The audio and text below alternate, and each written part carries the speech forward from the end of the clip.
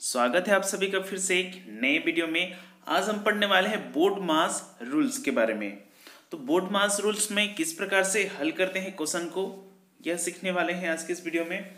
तो पिछले वीडियो में हमने भाग, गुणा, धन, ऋण इस प्रकार के सरलीकरण यानी कि सिंप्लीफिकेशन जिसको इंग्लिश में कहते हैं उसको हम लोग हल कर चुके हैं पिछले वीडियो में। अगर आपने नहीं देखा तो पिछले वीडियो जाकर देख सकते हैं। तो आज हम बोर्ड मास रूल्स के बारे में पढ़ने वाले हैं। तो सबसे पहले हम बोर्ड मास होता क्या है उसको समझ लेते हैं, ठीक है। तो बी फॉर होगा ब्रैकेट, ठीक है, BRECKTS ब्रैकेट्स। ब्रैकेट मीन्स होता है कोष्टक,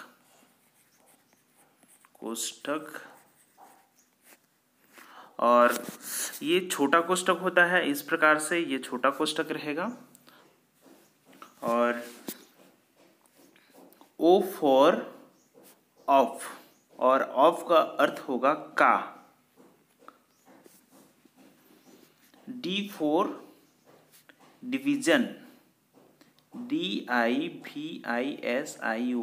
डिवीजन, और डिवीजन मीन्स होता है भाग, ठीक है। और भाग का चिन्ह आप लोग जानते हैं इस प्रकार से होता है, ठीक है। और M फॉर होगा मल्टीप्लिकेशन, MULTIPLICATION मल्टीप्लिकेशन, ठीक है। मल्टीप्लिकेशन मीन्स होता है गुणा। A फॉर एडिशन, एडिशन होता है। एडिशन मीन होता है या तो जमा भी होता है या जोड़ होता है, ठीक है। S फॉर होगा subtraction, SUBTRACTION subtraction. Subtraction mean होता है घटाव, ठीक है। यहाँ तक हमने कवर कर लिया, ठीक है। फिर से हम लोग रिपीट कर लेते हैं। V फॉर ब्रैकेट हो जाएगा, O फॉर ऑफ, और D फॉर डिवीजन, और M for multiplication, A for addition, और S फॉर सब्ट्रैक्शन। यानी कि रूल्स में जिस प्रकार से उसका एक क्रम है उसी प्रकार से हमें हल करते जाना है। सबसे पहले हम छोटा कोष्टक हल करेंगे, फिर उसके बाद मझला कोष्टक को हल करेंगे, उसके बाद हम बड़ा कोष्टक को हल करेंगे। तो चलिए क्वेश्चन लेते हैं, उस क्वेश्चन के आधार से हम समझते हैं कि किस प्रकार से इसको हल करते जाते हैं। तो यहाँ क्वेश्चन लेते हैं, क्वेश्चन 1। 46 धन 14 भागित 10। अब इसको हम लोग हल करते हैं। तो सबसे पहले इसमें हमें क्या करना है कि सबसे पहले जो छोटा कोष्टक रहता है उसको हमें हल करना है। तो देखिए यहाँ पर छोटा कोष्टक कौन सा है। तो यहाँ आप लोग देख सकते हैं ये छोटा कोष्टक है, ठीक है। इसके अंदर में देखिए सबसे पहले कोष्टक को हल करना है। तो 46 धन 14 है कोष्टक के अंदर में, तो उसका मतलब है कि हमें इसको जोड़ना पड़ेगा। तो 46 और 14 को हम लोग जोड़ते हैं तो कितना हो जाएगा 60। तो यहाँ हम लोग लिख लेते हैं 60। अब यहाँ देखिए भागित का चिन्ह है, भागित का चिन्ह लगा लीजिए, और यहाँ पर 10 है, 10 को लिख लिए। अब हमें भाग करना है। अब 60 भागित 10 है तो इसको हमें भाग कर देते हैं। तो इसको हम भाग करेंगे तो कितना आएगा 10 छक्का 60, तो इसका आंसर आएगा 6। तो ये इसका आंसर हो जाएगा। तो चलिए नेक्स्ट क्वेश्चन लेते हैं, और भी क्वेश्चन लेते हैं ताकि आपको और भी इस तरह के क्वेश्चन आपके लिए और भी सरल लगे। लीजिए नेक्स्ट क्वेश्चन अब हम लोग लिख लिए हैं। अब नेक्स्ट क्वेश्चन को हल करते हैं। देखिए इसमें छोटा कोष्टक भी है, मझला कोष्टक भी है, इसमें प्लस भी है और गुणा भी है, हर सब है, इसमें सब मिक्स है। तो अब इस तरह के क्वेश्चन को हम कैसे सरल करेंगे, ध्यान से देखते रहिए। तो सबसे पहले रूल्स क्या कहता है कि बी फॉर ब्रैकेट, यानी कि ब्रैकेट को सबसे पहले हल करना है, यानी कि छोटा कोष्टक को हमें हल करना है। तो छोटा कोष्टक यहाँ है, आप लोग देख सकते हैं। तो इसके अंदर छोटा कोष्टक के अंदर में जो है सबसे पहले हम उसको हल करते हैं। तो देखिए 36 और गुणा 6 को सबसे पहले हमें हल करना है। तो उसके पहले हमें यहाँ पर आप लोग देख सकते हैं मंझला कोष्टक, फिर 15 धन है, उसको हमें सेम टू सेम लिख लेना है। तो यहाँ पर हम 15 लिख लिए, ठीक है, और वो प्लस को भी लिख लीजिए। अब देखिए यहाँ पर 36 गुणा 6, इसको हमें गुणा करना है, तो आप लोग गुणा कर लेंगे, ठीक है। तो 36 गुणा 6 को हम गुणा करते हैं तो इसका आएगा 216, ठीक। यहाँ पर हम कोष्टक लगा लिए। अब यहाँ पर देखिए ऋण 25 है, धन 3 है और का 5 है, उसको सेम टू सेम लिख लिए, ठीक है। अब देखिए इसको आगे कैसे हल करेंगे। अब उसके बाद हम छोटा कोष्टक हल कर लिए, उसके बाद हमें मंझला कोष्टक को हल करना है। यहाँ पर 15 धन 216 है, उसको हमें क्या करना है, जोड़ देना है। 216 में 15 को हम जोड़ते हैं तो आएगा 231, ये हो गया। अब कोष्टक हट जाएगा क्योंकि उसको हम हल कर चुके हैं। अब देखिए यहाँ पर ऋण 25 है, ऋण 25 को लिख लीजिए, धन को लिख लीजिए।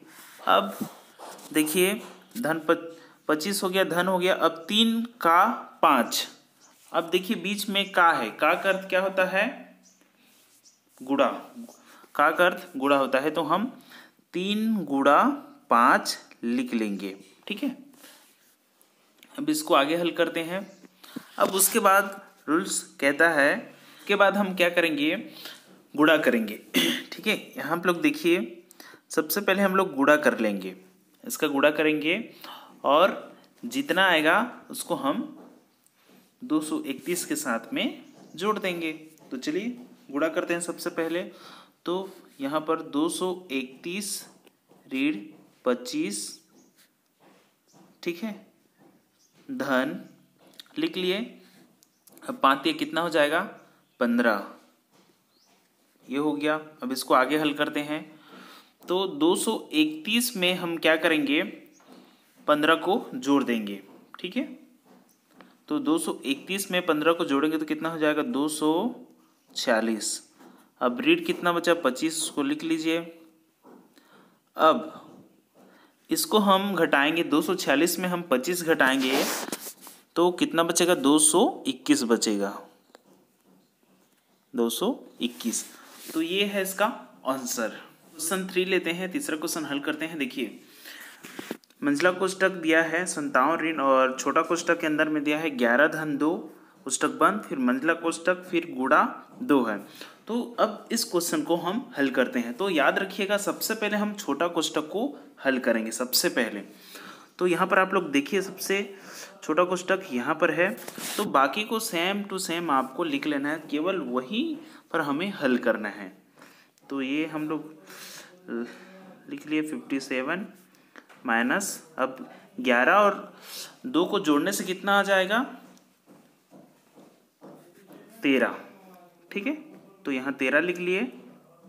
अब ये मंझला कोष्टक गुणा 2, ये हो गया।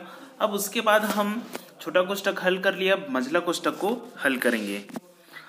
तो अब 57 में 13 कम करेंगे तो कितना बचेगा, 44 बचेगा, गुणा 2 यहाँ कर लिए। अब इसको गुणा करेंगे, 44 दूनी कितना हो जाएगा, 88। तो इसका ये आंसर हो जाएगा, ये आंसर। तो चलिए नेक्स्ट क्वेश्चन लेते हैं। क्वेश्चन नंबर 4 हल करते हैं। देखिए इस तरह के क्वेश्चन बहुत ही कंफ्यूजन करता है। इसमें बड़ा कोष्टक है, छोटा कोष्टक है, मंझला कोष्टक है, सभी मिक्स हैं। तो अब देखिए ऐसे कोष्टक को कैसे हल करते हैं। तो याद रखिएगा सबसे पहले आपको छोटा कोष्टक को हल करना रहे, इस क्वेश्चन में जहाँ पर भी रहे केवल उसी को हल करना है सबसे पहले। तो चलिए इसको जल्दी से हल कर लेते हैं।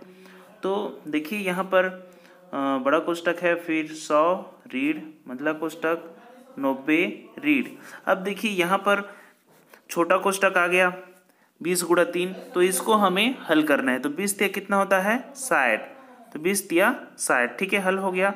अब भागित देखिए यहाँ पर भागित 2, अब यहाँ पर मंझला कोष्टक लगा लीजिए और यहाँ पर लास्ट में बड़ा क्वेश्चन लिख लीजिए, ठीक है। ये करने के बाद आपको मंझला कोष्टक को हल करना है। उसके अंदर में जो भी रहेंगे मंझला कोष्टक में देखिए यहाँ पर 90 ऋण 60 भागित 2 है, तो उसमें से हमें सबसे पहले किसको हल करना है, भाग को हल करना है, क्योंकि लास्ट सब्ट्रैक्टेंस तो लास्ट में होता है।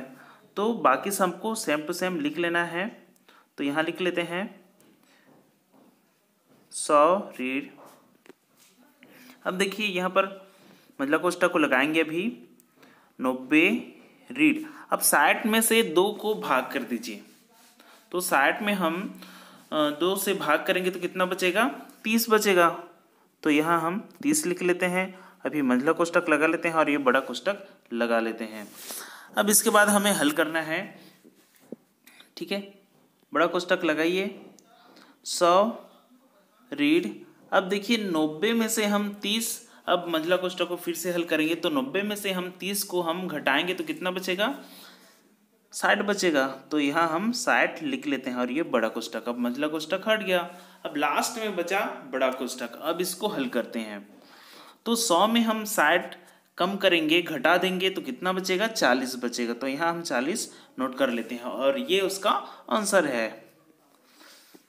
तो है ना बहुत सिंपल। तो आई होप कि आप लोगों को समझ में आ गया होगा